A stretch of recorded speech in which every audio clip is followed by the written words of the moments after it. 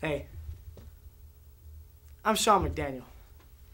My life is, well, you see, it's sort of like one of those good news, bad news jokes, like, which one do you want to hear first?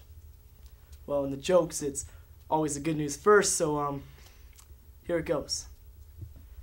My parents love me. Now the bad news, we see now, the bad news, that's a bit more difficult to explain, but, in a nutshell, it's that I'm pretty sure my father is planning to kill me. As acclaimed novelist Robert Mueller once said, the human being is always a prisoner of something. The only real freedom comes from within. To the world, Sean McDaniel is a prisoner. But on the inside, he's free. Stuck in Neutral by Terry Truman. So, every year the school sends out a psychologist, a shrink, to test me. They're mainly these intelligence tests filled with tough questions like, who was George Washington? Or what's 2 plus 1? And every year I sit there and proceed to miss every question. Then the shrink goes in and gives my mom some number like 1.2, or a mental age of 3 to 4.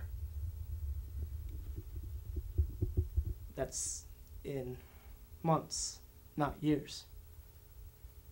You see, the deal is, I have cerebral palsy. I can't control any of my muscles, any of my fingers, my eyes, my voice. None of them. Not a one. So when the psychologist says, who was George Washington? I can't tell them what I know. I can only sit there and drool. If my drool function is running or go.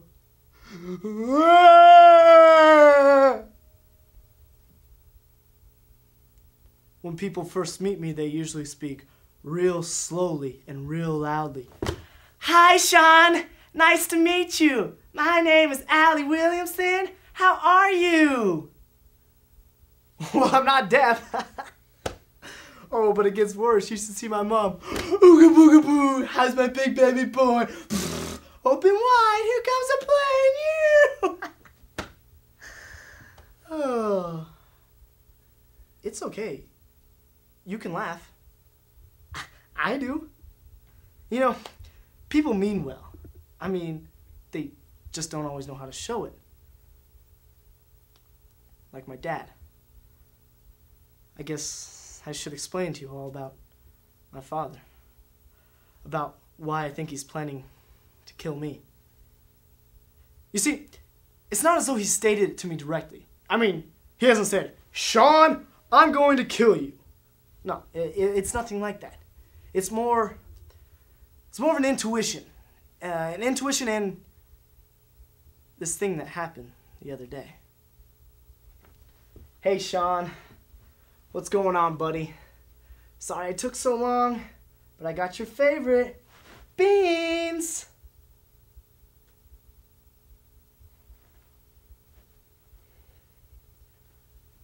God, look what he did to you. You can't even protect yourself, Sean. I can't protect you, your mom, or anybody else.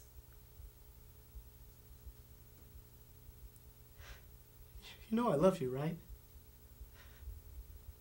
When I think about you, Sean, about the pain that you must be in my chest, it does this thing, and it aches. I want to help you, Sean, I do, but I just don't know how. I mean, am I supposed to let all your pain and your seizures continue, or should I just end it? Is that what you want, Sean? You want me to end your pain? No, I don't want that. You see, I know he loves me. But when he looks at me, all he sees is this twisted, drooling pile of flesh. What do you see? You know, it's just a shock to me. There's an actual person inside here who just wants to be seen and loved. But of course I can't tell him. He can't hear me. You see, he can only remember. You see, I was outside my house, just enjoying the day, when this guy showed up. Hey, you know if the bus has come around here yet? Hey, roller derby, I'm talking to you. Has the bus come yet?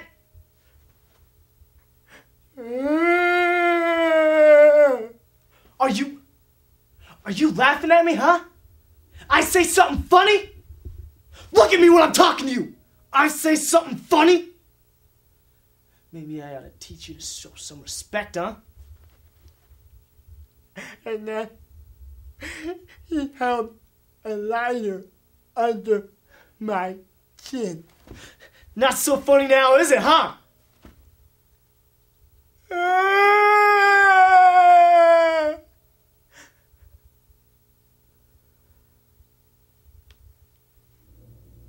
Do you know what it's like to smell your own flesh burning and not be able to do anything about it? He burned a hole into my chin. I couldn't even stop him. And then my dad came out. He freaked. So now I have to worry about what my dad is gonna do to me for the love he has for me. You know, I just wish, just for one moment, I could have complete control over my body. Just for 2 minutes. So I could tell my dad I love him. So I can cuddle with my mom. And tell her I don't know what the hell ooga booga means. So I can tell her that I love her. And tell my dad that I am happy. And that his unconditional love is everything I need. And that I'm just sorta stuck in neutral.